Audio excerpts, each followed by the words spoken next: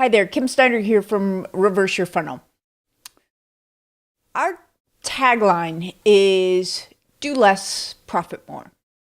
And the promise of the Reverse Funnel Workshop is that you can grow your online business 3 to 10x your profits without doing a blog, a podcast, social media, or even having an email list.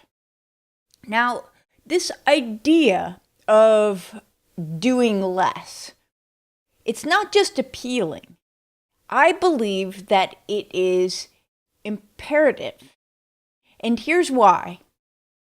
If you are running around, like, as my grandmother used to say, a chicken with your head cut off, creating this content and that, throwing a load of crap against the wall and hoping that something sticks, which is what I call the half-assed marketing syndrome, not only is it exhausting and frustrating, but your business is just depending on sheer luck. And luck is not a strategy. So let me ask you this. How many, and by the way, I'm going to ask you these questions not to be judgmental, okay, but more to make a point, okay? So how many different hooks have you tested for your core offer? Or do you know the percentage of that fancy email campaign that you paid someone to build? What percentage of those emails are being opened? Do you split test different subject lines? What about the click-through rate on your emails? What do you do to optimize conversions on your lead magnets and webinars or your Facebook ads? So let me show you why this matters.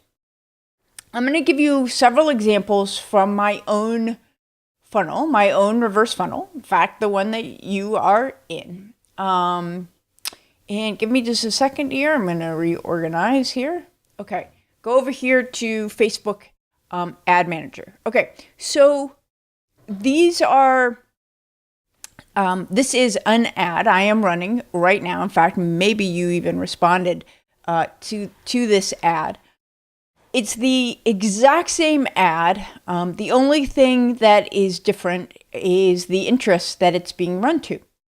And you can see, so if you're not that familiar with Facebook ads, it's fairly standard to get someone to opt in at a cost of, somewhere between $7 and $10. Okay.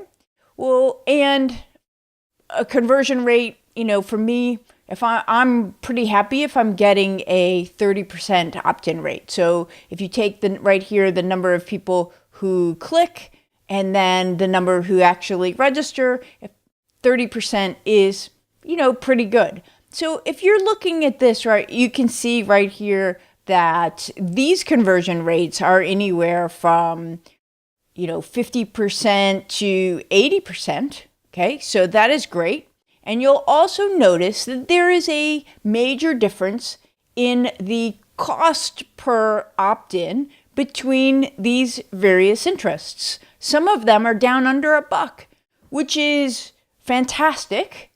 And some of them are up around, anywhere from $4 to $6. Now, I have some others that I've run previously that are significantly higher than that. Most people would be thrilled with $4 to $6. My point being that if you don't have the time to look at and optimize these sorts of things, it has a meaningful impact on whether or not you can achieve the sorts of results that, that I'm talking about, the profit numbers and the growth numbers. Okay. So this is one example. Obviously, this stuff matters. Here's another example. This is the what I run people to. It's a 3-video series. This is the first video that the page that you get to after you've opted in.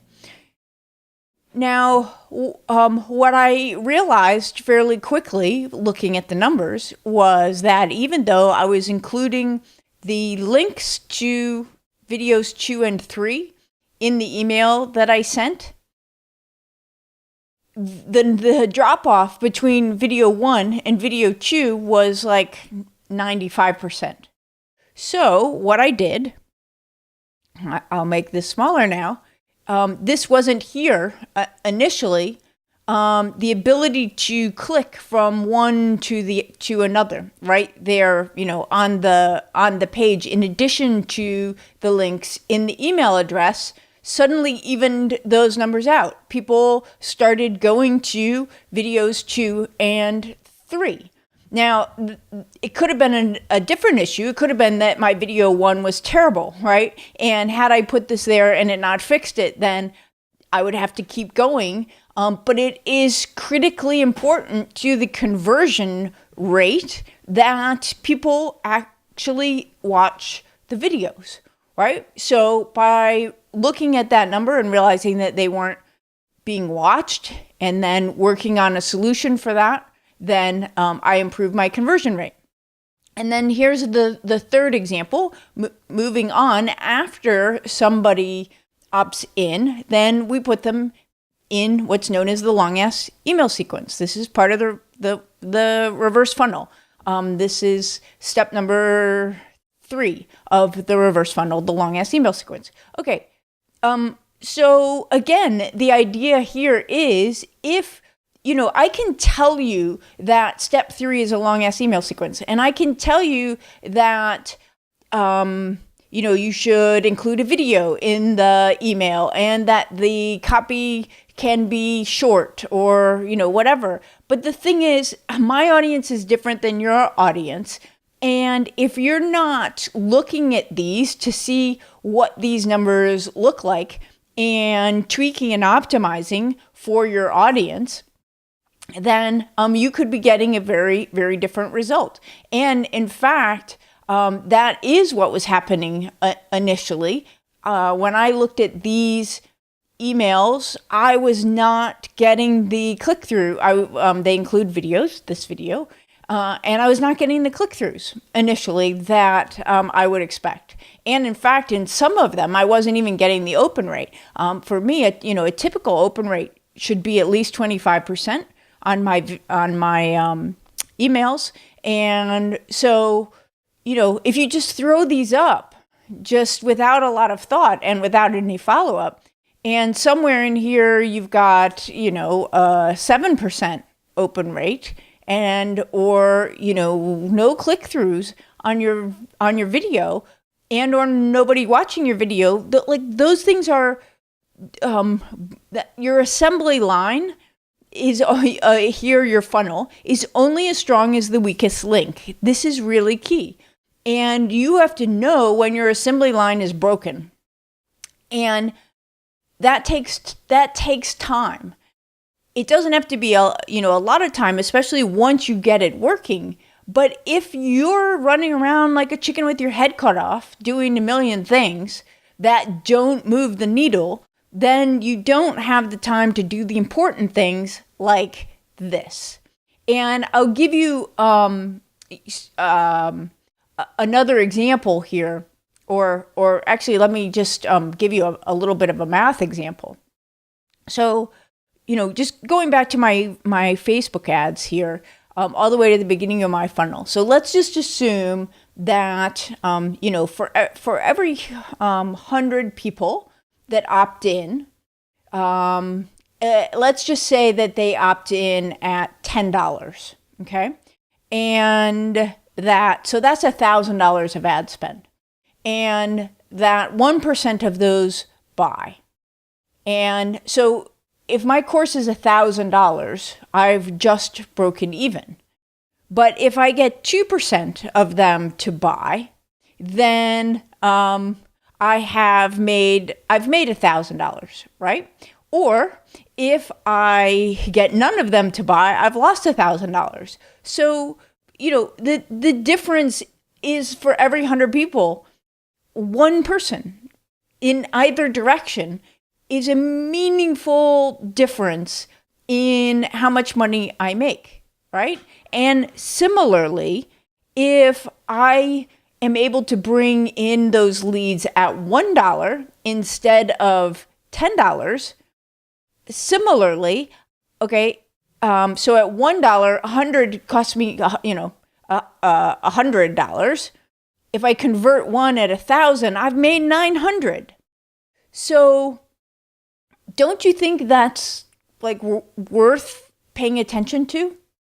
But most of us don't. Again, we just throw crap against the wall. Not being judgmental. Well, I think through no fault of our own, what we are largely taught to do is to do that, is to be doing all of these things. And so, one reason why in the reverse funnel, which I have down to 5 steps, we keep things simple is because micropreneurs just don't have time for anything more complex. But the other reason is that it is imperative if you want to grow and profit, I should say, that the things you do be the little hinges that swing the big doors. And you oil the snot out of those hinges since your business is really resting on them. Does that make sense? I hope. And hopefully it helps. I'm getting ready to head out to polo practice here, which is why I think there's lots of activity happening outside my window. Maybe you can hear that, maybe not. Anyway, if I hope it does help. If you would like to experience the small hinges that swing big doors in your business, then I would urge you to sign up for the Reverse Your Funnel workshop. We can work together to figure all this stuff out for your business. Until then, let's get growing.